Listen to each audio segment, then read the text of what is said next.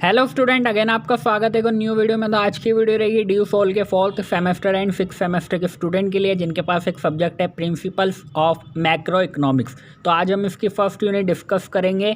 तो first unit बहुत छोटी सी है, तो इंपॉर्टेंट क्वेश्चन बताऊंगा जिससे आपका जो फर्स्ट यूनिट है वो कवर अप हो जाएगी। तो देखो, आपके सिलेबस में ये 6 यूनिट रहने वाली है, जिसमें आपका फर्स्ट जो यूनिट है समष्टि अर्थशास्त्र है, मैक्रो इकोनॉमिक्स की क्या इंट्रोडक्शन है वो चीज़ आपको पढ़ना है।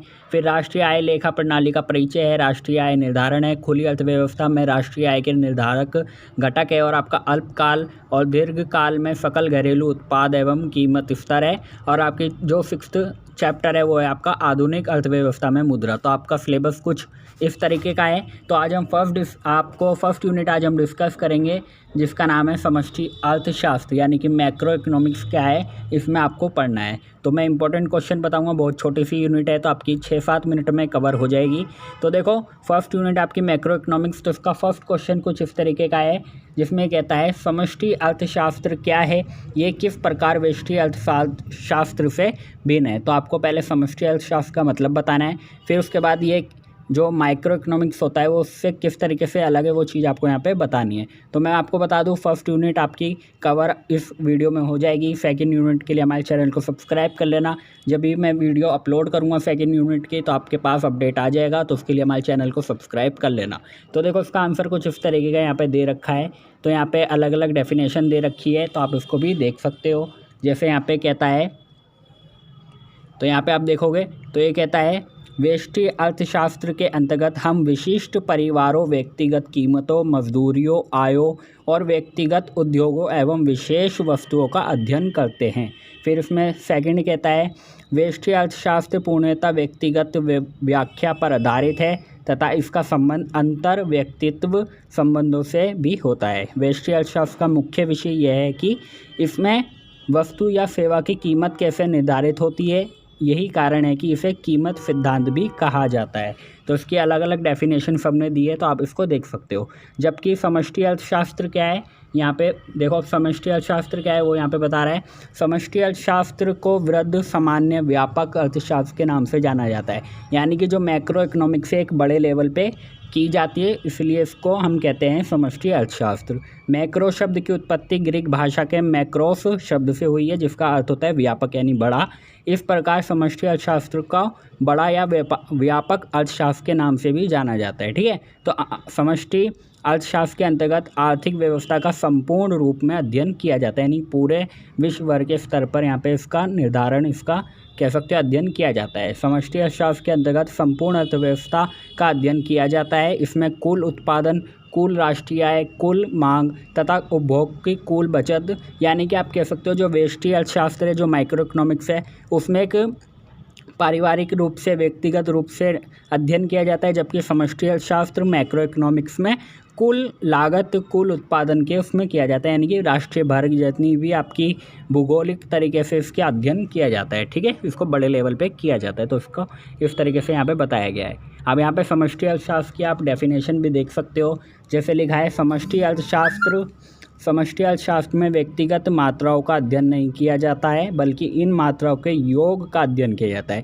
अब देखो, समष्टि अर्थशास्त्र में क्या है, एक व्यक्तिगत तरीके से नहीं किया जाता है, जितने भी विश्व भर में, जितने भी देश में जितने भी लोग होंगे उनके टोटल अमाउंट से, एक टोटल यूनिट से उसकी मात्रा का अध्ययन किया जाता है। इसका संबंध व्यक्तिगत आय से नहीं बल्कि राष्ट्रीय आय से किया जाता है।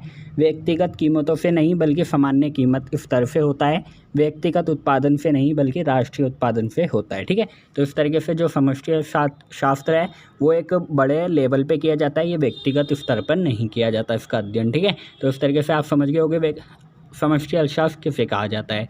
अब समष्टि अर्थशास्त्र को आय सिद्धांत इसलिए कहा जाता है, ये भी आपके एग्जाम में क्वेश्चन बन सकता है कि जो हमारा समष्टि अर्थशास्त्र है उसको आय सिद्धांत क्यों कहा जाता है। तो क्योंकि इसमें मुख्य रूप से इन बातों विश्लेषण किया जाता है कि राष्ट्रीय आय का निर्धारण किस प्रकार होता है, ये किन कारणों से है, उसकी बढ़ती घटती कीमतों के, कह सकते हो बढ़ती कीमतों के आधार पर होता है, संपूर्ण अर्थव्यवस्था का विकास किन तत्वों के आधार पर होता है ना। तो इस तरीके से इसमें पूरा आंसर है, आप इसको देख सकते हो। फिर उसके बाद यहाँ पे आप देखोगे तो क्वेश्चन कह रहा था कि व्यष्टि अर्थशास्त्र और समष्टि अर्थशास्त्र में अंतर बताना है तो वो चीज़ के यहाँ पे आंसर आप देख सकते हो। तो यहाँ पे अलग अलग बता रखा है। जैसे पहला कहता है समूहन के स्तर में अंतर, यानी कि व्यष्टि अर्थशास्त्र में व्यक्तिगत इकाइयों का अध्ययन किया जाता है, जबकि जो समष्टि अर्थशास्त्र होता है उसमें आर्थिक समूहों का अध्ययन किया जाता है। फिर अध्ययन के क्षेत्र में अंतर है, तो आप देखोगे तो व्यष्टि अर्थशास्त्र का मुख्य रूप से कार्य क्षेत्र कीमत सिद्धांत है, और जबकि जो आपका समष्टि अर्थशास्त्र के रूप में एक कार्य क्षेत्र, आय और रोजगार सिद्धांत है। जबकि अध्ययन के तरीकों में भी अंतर यहाँ पे बताया गया है, तो आप उसको भी यहाँ पे देख सकते हो। तो यहाँ पे कहता है अध्ययन के ऊपर किस तरीके से बताया गया है। अध्ययन के तरीकों में अंतर है। व्यष्टि अर्थशास्त्र से संबंधित नियमों और समस्याओं के विवेचन की मुख्य मान्यता है, अन्य बातें समान रहने पर, परंतु समष्टि अर्थशास्त्र में जो संबंधित समस्याओं का विवेचन के लिए प्रकार की कोई मान्यता नहीं है, यानी कि उसमें कोई अन्य बातें समान नहीं रहती।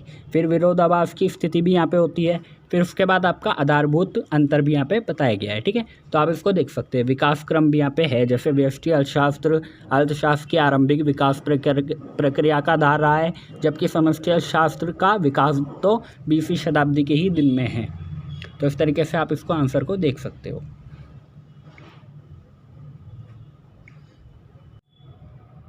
फिर उसके बाद आपका क्वेश्चन बनता है कि एक अर्थव्यवस्था की समष्टि अर्थशास्त्र की सीमाओं, यानी कि जो उसकी समस्या का है वहाँ पे आपका वर्णन करना है, यानी कि एक अर्थव्यवस्था की समष्टि अर्थशास्त्र की समस्या को यहाँ पे आपको वर्णन करना है। तो यहाँ पे सारे आप देख सकते हो उसका आंसर किस तरीके का है कि वर्तमान समय में समष्टि अर्थशास्त्र का महत्व दिन प्रतिदिन बढ़ता जा रहा है। इसके अंततः अर्थव्यवस्था के संपूर्ण ढांचे की प्रक्रियाओं का अध्ययन किया जाता है। इसके अंतर्गत आर्थिक तत्वों परिवर्तनों की असमान दरों का भी अध्ययन किया जाता है। समष्टि अर्थशास्त्र अर्थव्यवस्था में निम्नलिखित मुख्य आर्थिक मुद्दों का अध्ययन करना पड़ता है। तो यहाँ पे आप देखोगे तो अलग अलग दे रखा है, जैसे आर्थिक नीति के निर्माण में सहायक है। अब जो समष्टि अर्थशास्त्र है उसका अध्ययन किस किस चीज़ों में सहायक है, पहले उसको जान लेते हैं, फिर उसके बाद क्या समस्या आती है वो भी आपको जान लेना है। इससे आपके 2 क्वेश्चन यहाँ पे कवर अप हो जाएंगे, ठीक है। पहला कि इसमें क्या क्या सहायक है, यानी कि किस मतलब कि आप कह सकते हो समष्टि अर्थशास्त्र कैसे सहायक है, आप वो भी आपको याद हो जाएगा। उसकी क्या समस्या है वो आगे हम देख लेंगे।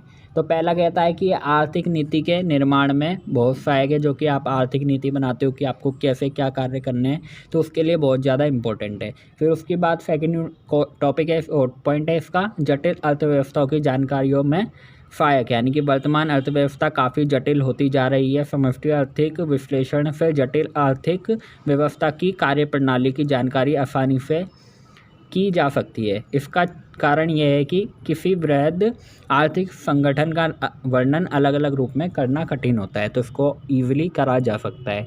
फिर उसके बाद पॉइंट आता है कि आपका आर्थिक समस्याओं को उलझाने में सहायक है, यानी कि जो आर्थिक समस्याएं आती हैं उसको भी कहीं ना कहीं समष्टि अर्थशास्त्र जो है वो यहाँ पे सॉल्व कर देता है। फिर उसके बाद पॉइंट आता है मुद्रास्फीति और मुद्रा संकुचन के नियंत्रण में सहायक है। अब ये मुद्रास्फीति और मुद्रा संकुचन क्या होता है इसके बारे में हम आगे पढ़ेंगे और यूनिट्स में। तो समष्टि अर्थशास्त्र द्वारा हम मुद्रास्फीति और मुद्रा संकुचन जैसी मौद्रिक समस्याओं का समाधान आसानी से निकाल पाते हैं। फिर आपका है पॉइंट 5, राष्ट्रीय आय के निर्धारण में सहायक है। राष्ट्रीय आय कैसे निकाली जाती है उसमें भी जो आपका समष्टि अर्थशास्त्र का अध्ययन है वो यहाँ पे सहायक होता है। फिर रोजगार का सिद्धांत और आपका अंतर्राष्ट्रीय तुलना है, तो इन सब में ये सहायक यहाँ पे माना जाता है। फिर उसके बाद यहाँ पे आपको देखने को मिलेगा, यहाँ पे कह रखा है कि अंतर्राष्ट्रीय तुलना यहाँ पे बता रखी है। विकास का अर्थशास्त्र भी समष्टि अर्थशास्त्र के अध्ययन का विषय है। समष्टि अर्थशास्त्र के आधार पर एक अर्थव्यवस्था के साधनों एवं क्षमताओं की जानकारी प्राप्त की जा सकती है। राष्ट्रीय आय, उत्पादन तथा रोजगार में कुल वृद्धि की योजनाएं बनाई और लागू की जाती है ताकि संपूर्ण अर्थव्यवस्था के आर्थिक विकास के स्तर में वृद्धि हो। इस प्रकार समष्टि अर्थशास्त्र एवं व्यष्टि अर्थशास्त्र आर्थिक विश्लेषण की 2 अलग अलग प्रणालियां हैं, प्रत्येक अपनी सीमा है। दोनों प्रणालियां अपने आप में पूर्ण नहीं है, प्रत्येक प्रणाली की सीमाएं दूसरी प्रणाली द्वारा दूर की जा सकती है। दोनों प्रणालियां एक दूसरे का प्रतियोगी ना होकर पूरक है और अर्थव्यवस्था के समुचित विकास के लिए दोनों प्रणालियां अत्यंत आवश्यक है। तो इस तरीके से ये इंपॉर्टेंट क्वेश्चन थे आपके।